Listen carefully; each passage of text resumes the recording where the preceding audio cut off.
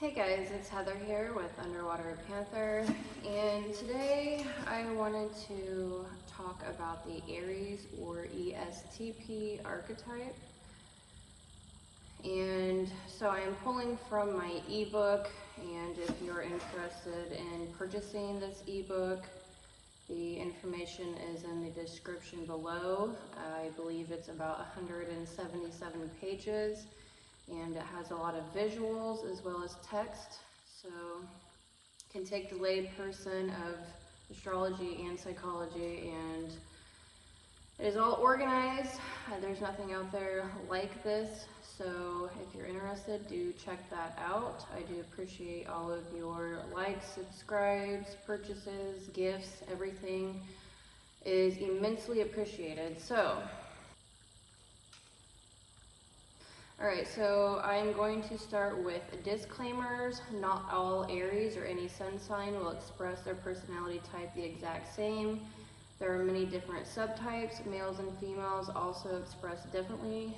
Your Mercury placement could even potentially be more prominent than your sun sign, so your sun sign is your ego. I do break that down into 4 parts.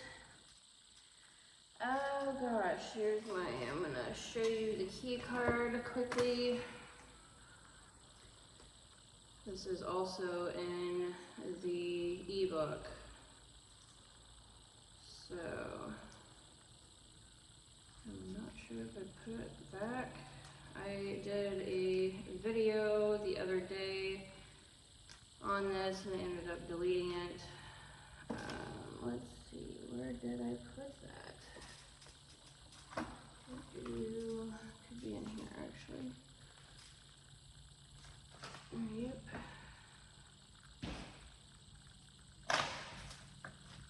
Well, I was going to show it to you, but I seem to have misplaced it temporarily.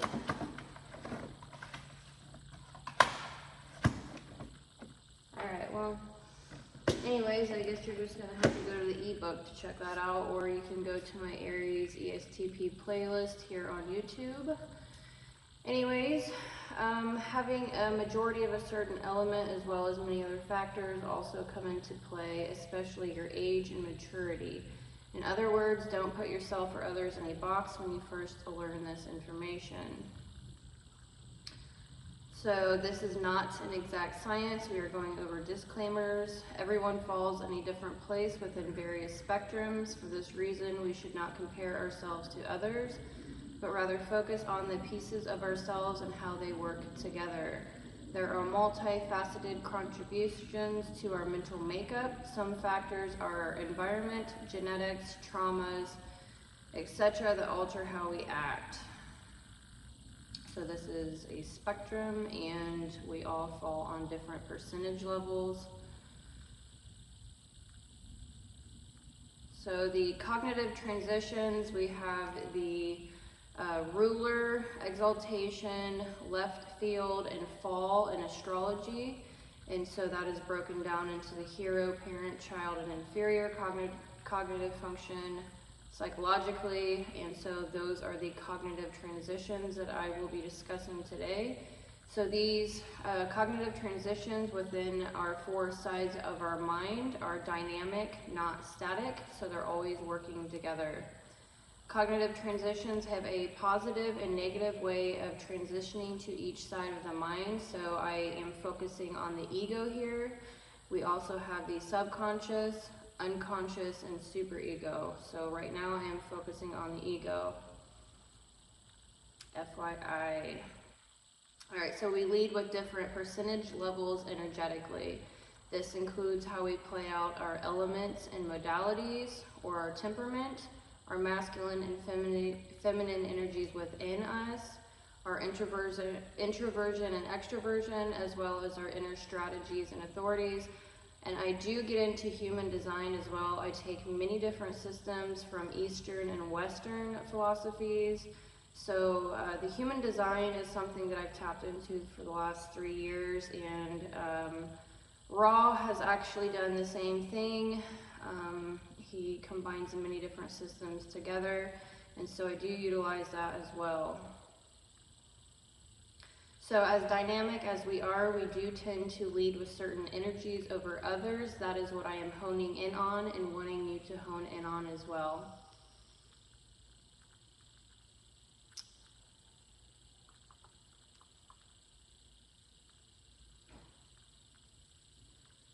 I don't know if I really want to go into personality type dynamics. I think I've already done that on the Aries playlist.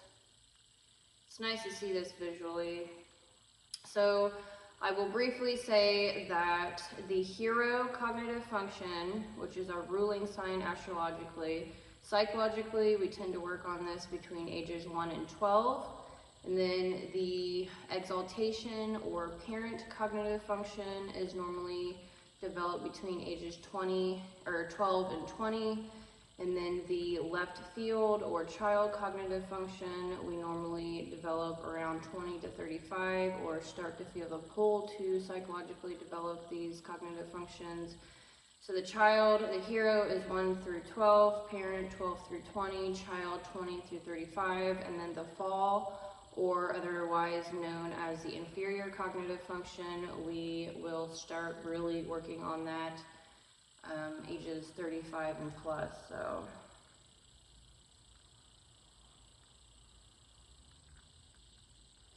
alright, so this is my current theory on our Astro-Psychology report.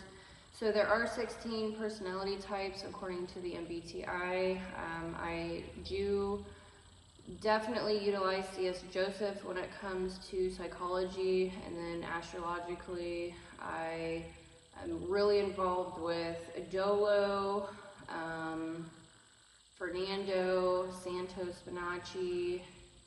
Those are the top minds that are top gurus that come to mind at the moment. So I've dove heavily, deeply for the last 7 years into many different people, many different things, but I do not use 4 of the archetypes within the MBTI.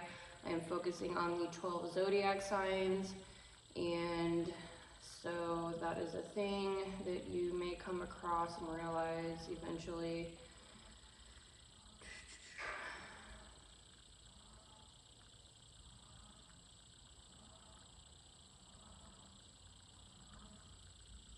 Okay, so briefly, what is the ego, or what is the sun sign? What does that represent? So the ego is our order or autopilot. It is the personality's boss, who you are becoming and how you act. It is our driving character.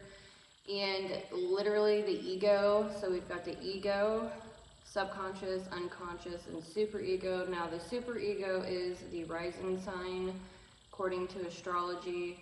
In my humble opinion, if you think differently, please do leave a comment or feel free to email me. I would absolutely love to hear your reasoning behind that. I do use the moon sign for a subconscious. Isn't that beautiful moon sign here? And so our sun sign is the ego, moon is the subconscious, and then our unconscious, I sprinkle in Saturn and Mars, and the superego is the rising sign according to my theory. So what is the ego? The sun sign guides your personality, characteristics, essential qualities and actions and skill development, personal career, competition, all forms of social interactions, the ego, creativity, and logic. So the ego or sun sign is the most conscious part of your personality, and I started breaking that down because our ego is literally, we're only like 10% conscious of our ego.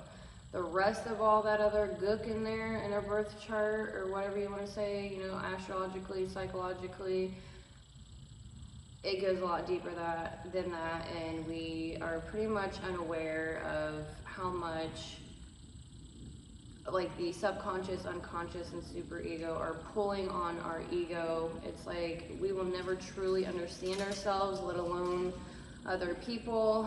I've been working on this for a long time, and I will continue to do so the rest of my life. That's how deep this gets, so just be aware of that. So the ego or sun sign is our uniqueness and potential mastery. This is our strongest domain of our mind when it's healthy. It represents our approach and overall nature in this life. We identify with it strongly and have the potential to live consciously through it by personal and spiritual growth, development, fine-tuning, and integration. All right, so I want to dive a little bit more into this. So when we're born in our id, or our pure animalistic natures, and then we start developing our ego around 1 year old or so, depending on the child, depending on the spirit's soul's consciousness already. So the id, our animalistic natures, and our superego, our rising sign, our conditioning, our childhood, they are battling to influence our decisions, while the ego is objectively looking at the situation. Our ego is trying to objectively look at our situation. Our ego is here to protect us. So that's the id, the animalistic natures, our superego, all of our conditioning, all of our traumas are constantly trying to pull down the ego. But the ego is here to protect us. It is our flow state. Consciousness itself is order, and we are conscious because of our ego. So the ego creates order. And consciousness, or the ego, is always challenging the chaos. So our ego's main priorities: control. The ego has the job of controlling and regulating instinctive, animalistic, primal impulses. Adaptation. The ego relates to the external and internal realities and tries to adapt to them. And then number 3, we have integration. This refers to the ability of the ego to integrate the different aspects of ourselves in our life. So the ego really has been demonized by Western society, especially, but I strongly encourage you to embrace who you are fully and be happy you were given your ego in order to be a unique individual. So I love how, God, who was it? I think I have his book behind me. I'm not sure, but Ryan Holiday. There it is. Okay, so Ryan Holiday has a book called Our Ego is Our Enemy, or The Ego is the Enemy, or something like that. And so my rebuttal to that would be, our ego is not actually our enemy. So the hero, parent, child, and inferior cognitive functions. So especially the hero, parent, and child. So the ruler, astrologically, the exaltation, and left field, the fall is a gateway into the superego. So that is where the issue is, but 3/4 of our ego is not the enemy, okay? So they are pretty positive and consciously ran. Not only are they more conscious than not, but they do allow us to protect our well-being and allow us to create healthy boundaries. So it does start getting more difficult to navigate consciously when we reach the inferior function.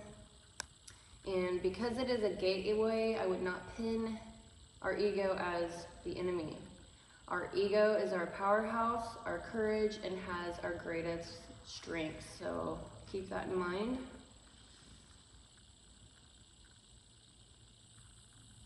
I think I hammered that enough right now.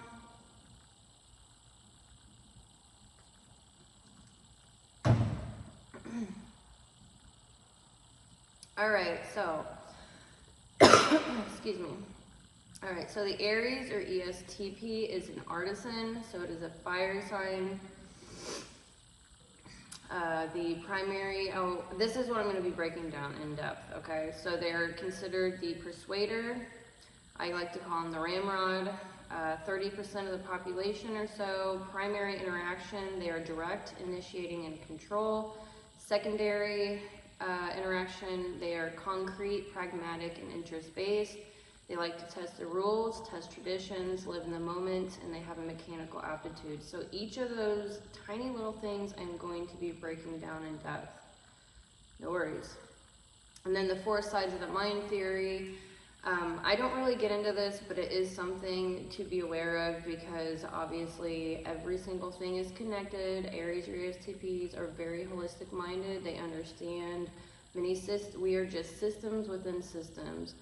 But the four sides of the mind theory, so for Aries, the ego is obviously Aries, the subconscious is INFJ, the unconscious is INFJ or Pisces, and then the unconscious is ISTJ or Capricorn, and the superego is ENFP or Scorpio. So those are the four sides of their mind, and they're transitioning between all of that. Aries very much so encompasses Pisces, Capricorn, and Scorpio, and that means that they are in the same temple. They are the soul temple. I'm not going to break that down too much here, but they are all about self-identity.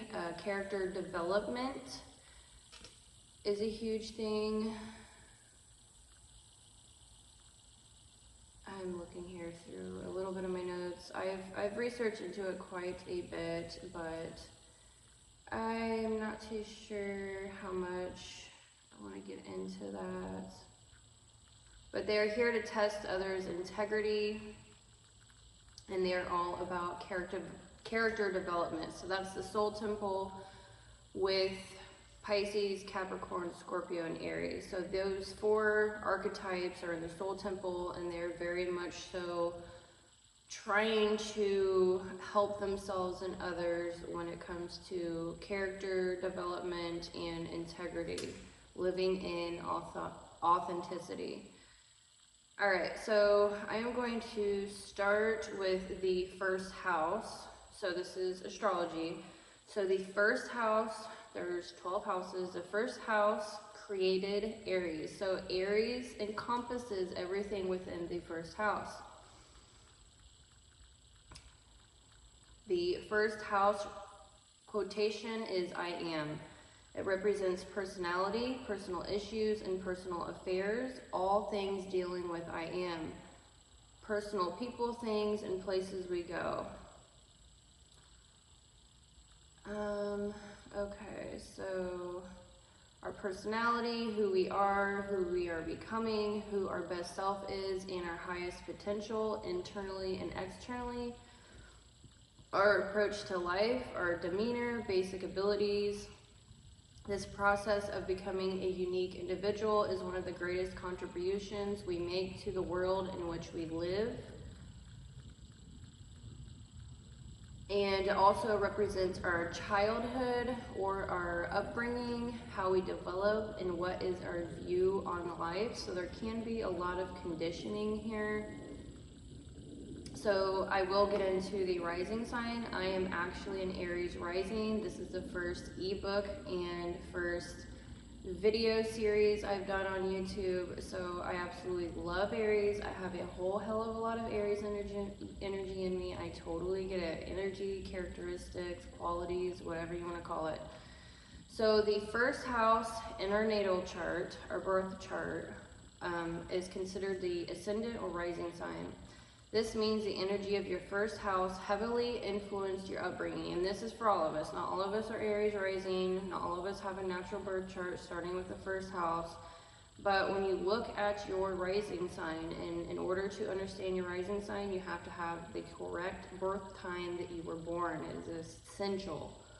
So this means when you look into the first house or your rising sign, we are heavily influenced in our upbringing and childhood here, and is normally the energy others feel when they first meet you. So when someone first meets you, you're meeting their rising sign. It's like the mask or the conditioning.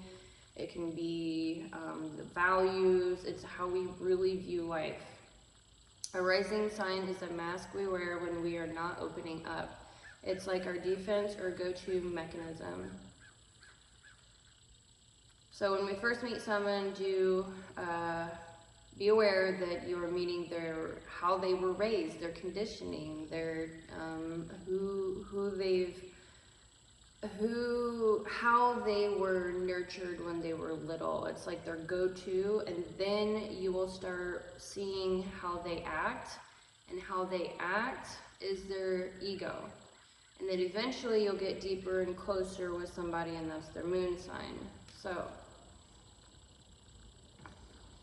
Did want to throw that in there.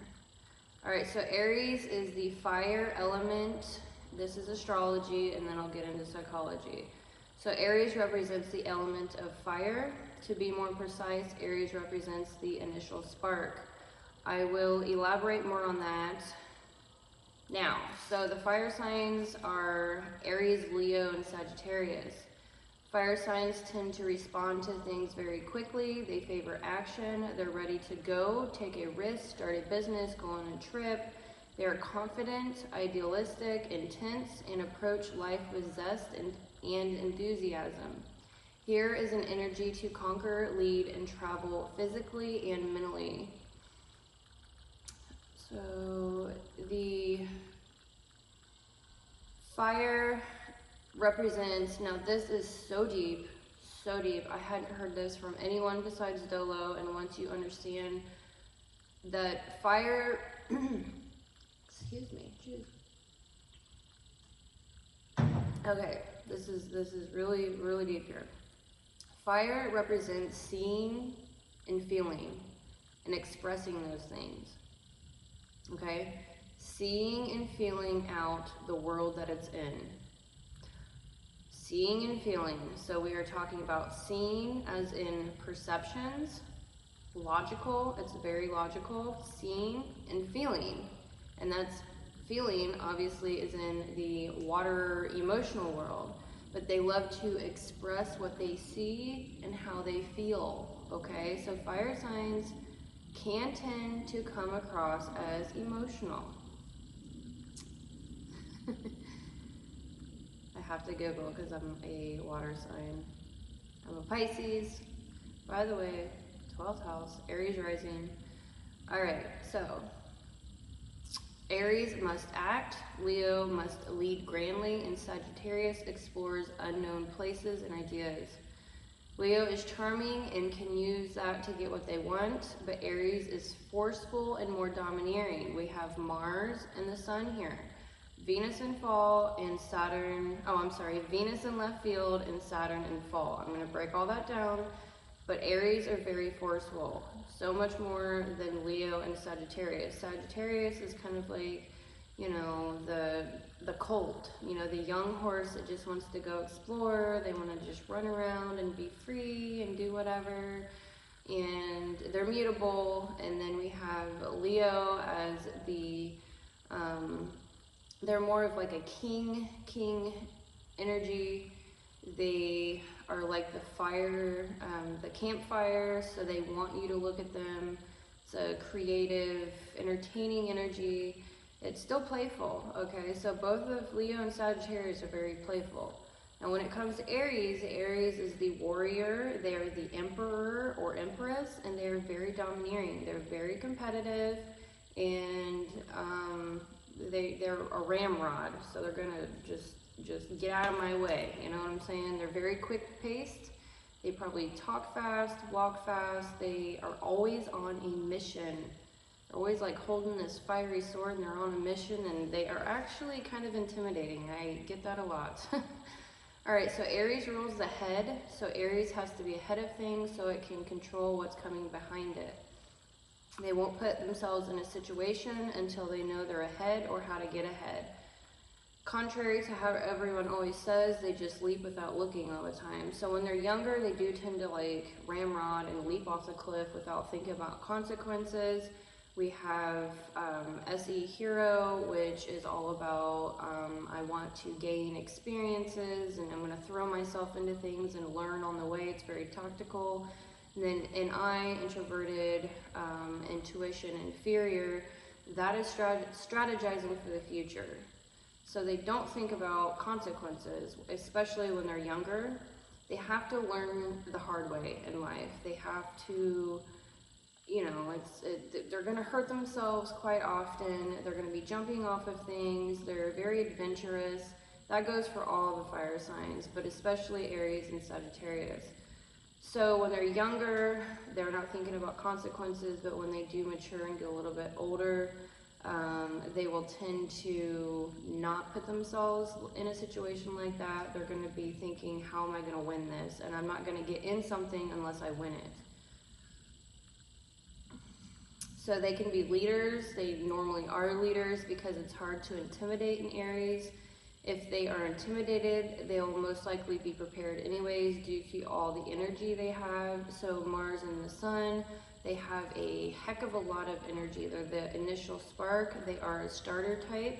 So they absolutely are courageous and fearless. They will put their whole self into something with no fear.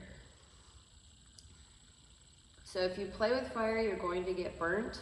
Point blank period. This sets the tone for Aries. They are a force to be reckoned with.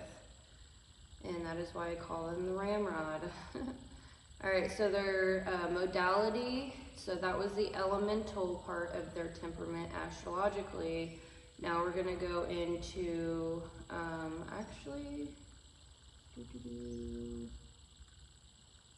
let me be a little more organized here. Now I'm going to go into the artisan. They are the artisan psychologically. So the artisans want the freedom to choose the next action. They do not like to be controlled. They seek to have impact and to get results. They are absorbed in the action of the moment, are oriented toward the present. So the fire signs are actually in the moment. You know, like when we meditate and we're trying to calm our mental anxiety and live in the moment and not think about the future and not have baggage in the past. Fire signs are the actual natural leaders when it comes to living in the moment. And it's kind of funny.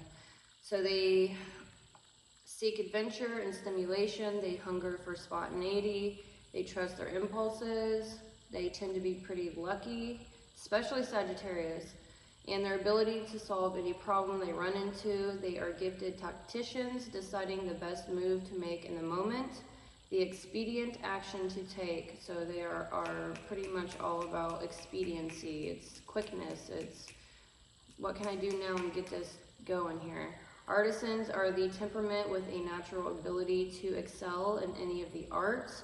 Not only the fine arts such as painting and sculpting, or the performing arts such as music, theater, and dance. That's a lot to do with Leo and Sag, but also Aries.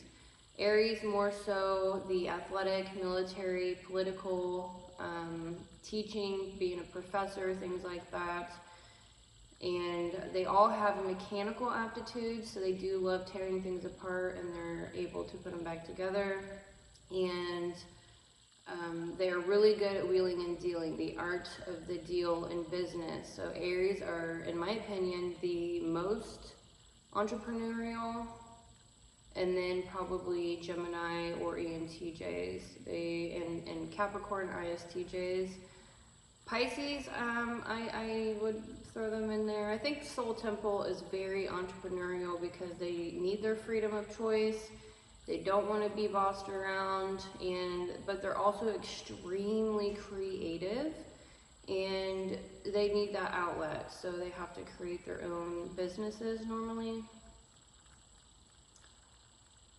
So the seeing and feeling is like with the fire temperament, the feeling is the expression of creativity, and so they can be very creative, as well as the water signs.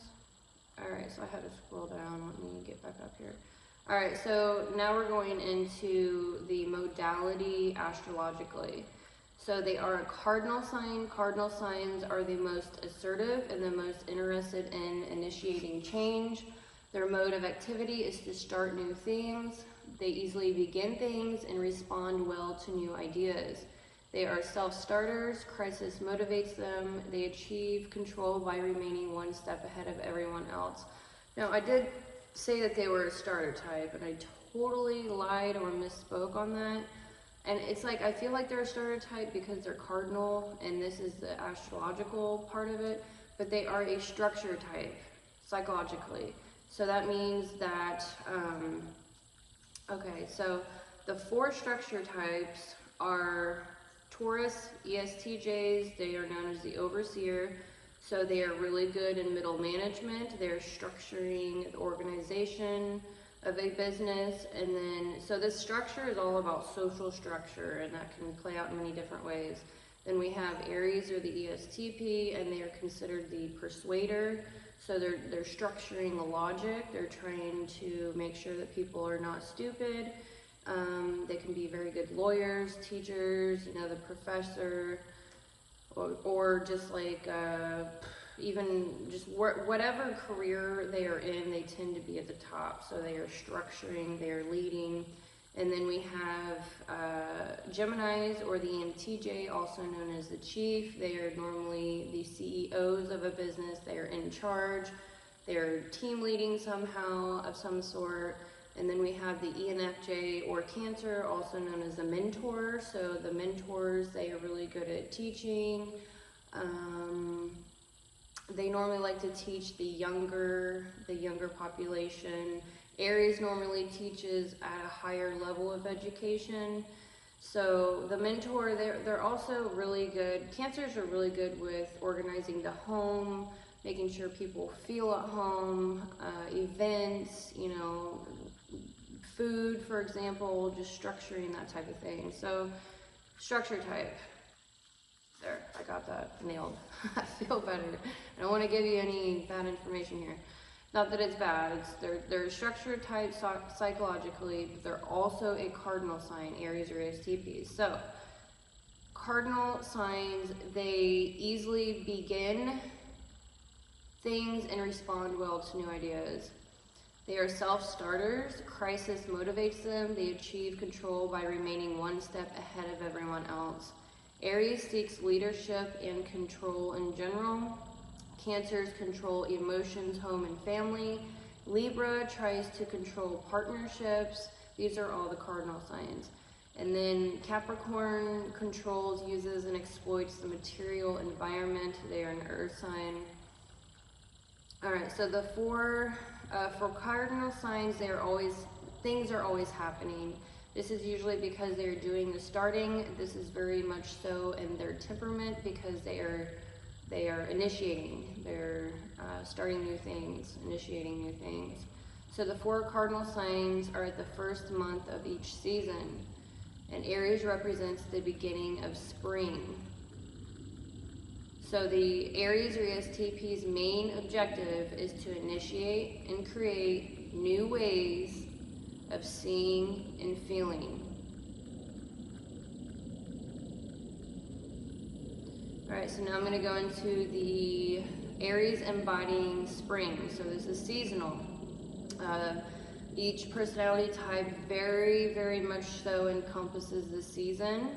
Obviously, now astrologically, I know I know everyone's personality type when it comes to friends, family, coworkers, the doctors I go to, dentists, therapists, coaches, mentors, everyone. Like I can't remember people's names, but I will remember their personality type, I will tell you that. And I also remember their husbands or wives' personality types and their children. I can't remember a lot of things, but it's something that I definitely keep in my mind. Anyways, the temperamental aspect of an archetype is very much so encompassed in the season. Don't forget that, it is very important. So let me break that down to you. So to embody spring, Aries represents spring, is to embody birth from an infant's point of view. Awe-inspiring adventure and newness, childlike innocence, throwing oneself into unknowns. They have a free spirit, they're very courageous and trusting, enthusiastic, they have a lot of faith, hope, and openness to trying new things. They have an abundance mindset. They won't accept defeat, they get back over and over again like a baby learning to walk. They always want to be first, so they can be pretty selfish. I am. They can be very, very notorious for what they want, who they are, their goals. So the birth quality of spring is a form of fierceness. Aries is very active, driven, directed, and forceful. Aries is like fire in motion, a rocket, a bullet, a speeding train. Aries is pure momentum, however, this can tend to work in short bursts. So they are the initial spark. Leo is considered the campfire, or the fire that is burning, like my candle here. They want to be seen. I'm burning, I'm the sun, I'm on fire, look at me. Aries is that initial spark, that bang, you know what I'm saying? And then Sagittarius is like the rolling fire, like a fire taking over everything, and you can't stop it. But anywho,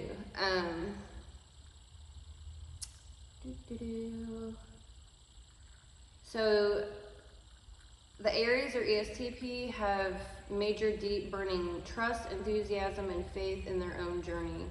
They see life's challenges as being able to overcome. Things are worth fighting for. If you jump, you have deep belief in things carrying through. The net or wings will appear on the way down. So they have a lot of faith in themselves, especially when they're studying new things. It's like you picture an infant trying to learn to walk. It's like, you know, they take a couple steps, fall, but they never give up. So that is very much so Aries. So you can also see the attributes of Aries in the Fool in the tarot cards. The Fool is not tied down by a predetermined worldview. So Aries are very childlike, they're very open-minded, and they just want to learn. They want to throw themselves into whatever the case may be to learn. They're not afraid to put themselves in danger even. So the Fool is not tied down by a predetermined worldview. The Fool has no limiting thoughts, no emotional baggage. He is open to new ideas and possibilities because he is not attached to old ones. He offers a fresh perspective and can guide us towards creative ways of living. So the Fool very much so is embodied in Aries. The Fool embodies the idea that a beginner's mind is an open mind. He is often able to succeed in his endeavors because his unbiased approach lets him see solutions that others would overlook. The Fool advises that we lighten up, so they are very lighthearted. They love going on adventures and traveling and always being on the move. So let yourself be spontaneous enough to stretch beyond the realm of logic. They are pretty logical, but they also can tend to ride on emotions, I'll put it that way. There is no advantage to be gained by thinking you possess the knowledge, power, or control to direct reality. The Fool has no ambition to manipulate a specific outcome. Just be happy to be a part of the whole, release any demands or expectations. So I have a picture of a goat here, like jumping off a cliff. They're the Fool. The Fool is all around childlike, they're warm, adventurous, genuinely curious-hearted, and free-spirited.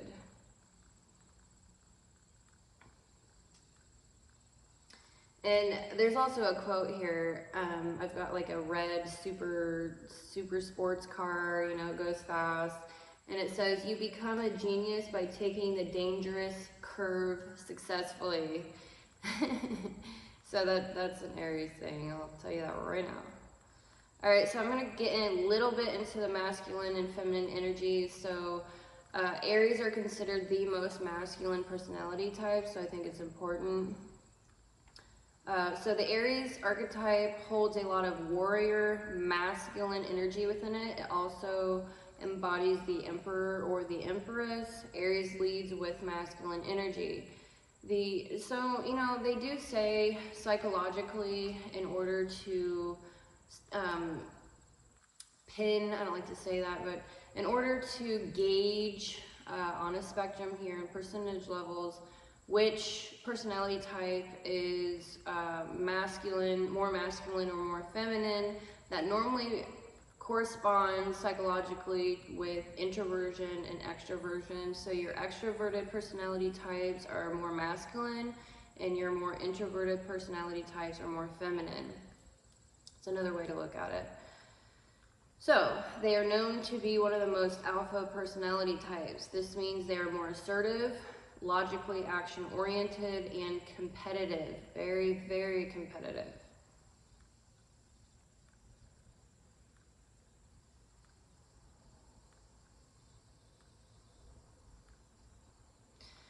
Okay, I need a drink.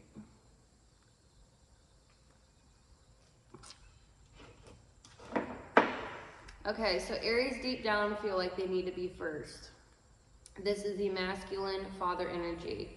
People will naturally look at them as a leader and someone with answers.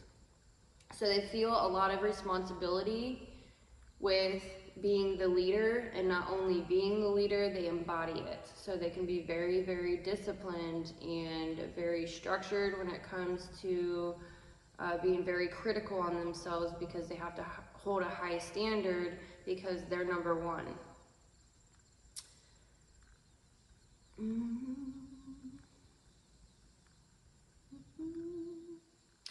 All right, so I'm just going to say a few keywords here to keep it brief. So masculine, these keywords embodies masculinity. So being logical, confident, focused, strong, stable, clear, assertive, and goal-driven. Okay, so Aries or the Estp leads with extroversion. I'm going to break the psychological portion of that down now. So extroversion is one of the 5 core traits within the Big 5 theory of personality. Extroversion is characterized by sociability, talkativeness, assertiveness, and excitability. People who are high in extroversion tend to seek out social stimulation and opportunities to engage with others. These individuals are often described as being full of life, energy, and positivity. Subtraits of extroversion, we have warmth, novelty and excitement seeking, gregarious, assertiveness, cheerfulness, talkativeness, enjoying being the center of attention, action-oriented, friendly, and engaging. The ESTP or Aries personality leads with extroversion with all that alpha masculine leading energy. As an extrovert, they tend to love human interactions, are talkative, initiating, enthusiastic, and gregarious. While they are an extrovert, they can seem less so than others. This is because they are more concerned with action and physical participation in the outside world over talking with numerous people or in long conversations. So they can be very impatient. So they are very blunt and direct, and this is a huge thing with Aries. I just had a memory pop up. I started all of this because of an Aries. Obviously I was already really into it, but I met an Aries a long time ago, and I absolutely loved their bubbly personality, and then all of a sudden, poof, gone. I'm like, what the heck, what is really going on with this person? I started diving into their birth chart, and I'm like, there's more here than astrology. I need more. So then I got into psychology, and then I started calling it Astro-Psychology. And so it's like they're extroverted, but they are very impatient, and they're always on a mission. So it's like when you meet an Aries, you're like, oh, I love this person, all of a sudden they're gone. You know what I mean? So it's kind of confusing between the introversion and extroversion. All right, so I'm going to discuss, I have family that just rolled in. I might have to take a little break for a second. It's my grandparents' 62nd wedding anniversary, so I will continue this in a little bit.